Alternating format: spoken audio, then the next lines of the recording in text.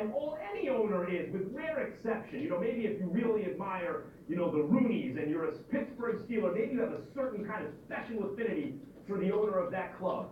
But by and large, owners are interchangeable, and really all they are in a hard cap league with a rookie wage scale are clearinghouses between the money and the player. In other words, any owner who had Cam Newton, who drafted him first overall, would pay him the exact same amount of money and support him more or less the same way as Richardson has. Of course, a personal relationship aside.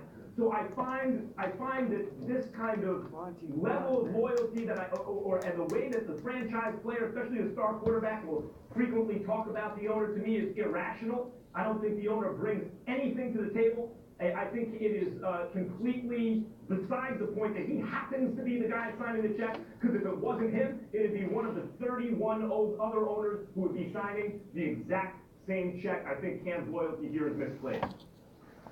Honestly speaking, I think your argument is misplaced because I don't think it's on point. I completely 1000% stand with Cam Newton and what he said, and I understand why he's saying it. What he's saying is he spoke to a bigger issue, something that's alarming quite a lot of people in today's society.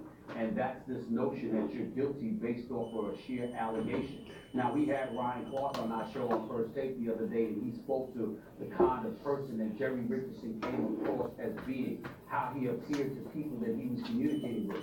That's fair, because what you're doing is deducing what the probability is of him being guilty of such allegations based on your personal interactions with him.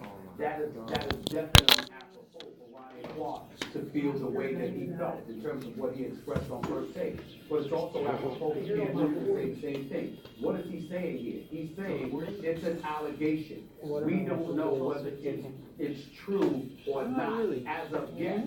So until you show me that, again, it's been proven, until the allegations have more than just allegations, or more than just allegations. I just need to jump in because I want to make sure you're clear on this before you continue. So Sports Illustrated reported that at least 4 former Panthers employees have received monetary settlements, I'm reading from the article, from Richardson over the years, along with non-disclosure agreements prohibiting them from publicly discussing the allegations. So we know that he's already settled at least 4 workplace misconduct cases. So it's not allegations. We have proof. Well, that's fair enough, but what I'm saying is, what Cam Newton was talking about is, he's saying what this man has been accused of, show him that the man actually did something, and then I'll condemn him. What he's saying is, we're living in a society. He was speaking to a bigger issue. He was saying that people are getting excoriated based on allegations, and that's something that's going on. We don't support rape. We don't support sexual assault. We don't support sexual harassment. We don't support anybody being harmed in any way. That is a given, and anybody who is guilty of such things deserves to be excoriated, deserves to be dealt with in a very appropriate manner, whether it's being fired, demoted,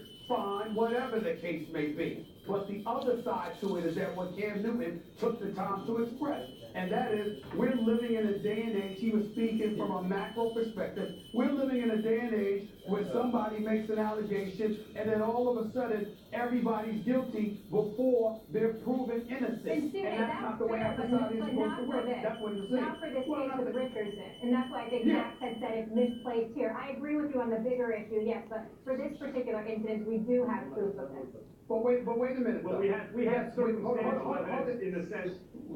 We do, and we feel that way. We feel the way that we feel about Jerry Richardson.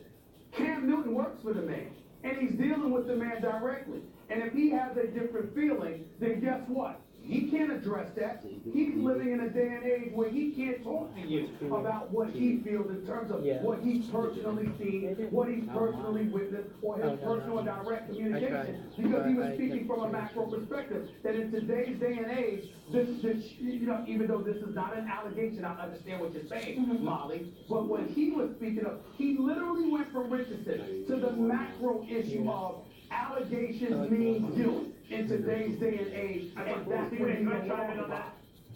Should I chime in on that? That's why I expressed my view the way I did. There are 2 separate issues here.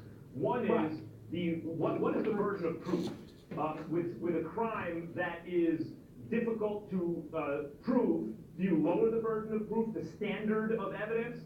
and especially when you consider you don't want to victim shame or blame or dissuade others from coming out. So it's a tricky subject that way, because still you are innocent until proven guilty. And in the court of public opinion, certainly it doesn't work that way, and Cam is right about that. Then there's a separate issue of, well, what does the circumstantial evidence say? Settling 4 different instances of those accusations is circumstantial evidence that something is going on. Of course, a powerful person may say, look,